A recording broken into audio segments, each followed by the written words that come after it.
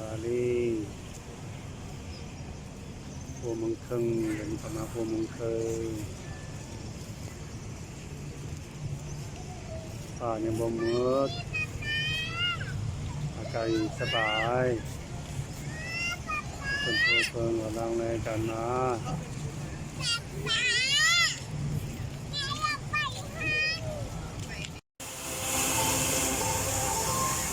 อยู่อนุสาวรีย์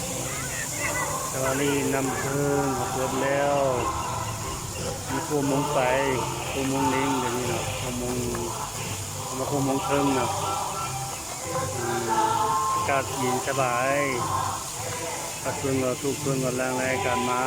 อยู่ที่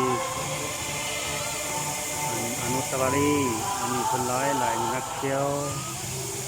กันหลาย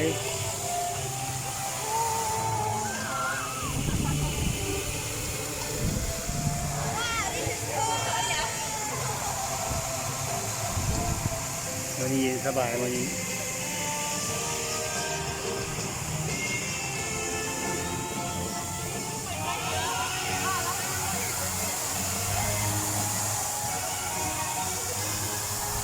อันนี้น้ำผึ้งบ่เนี่ยน้ำผึ้งเนาะ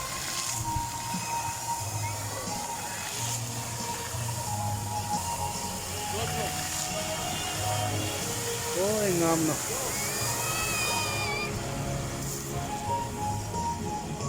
งามหลายเนาะเจ้ากันหลาย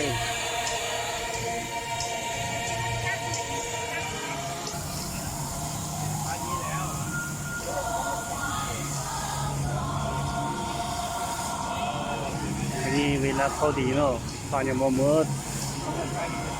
อะไรสบายแล้วเดี๋ยวนี้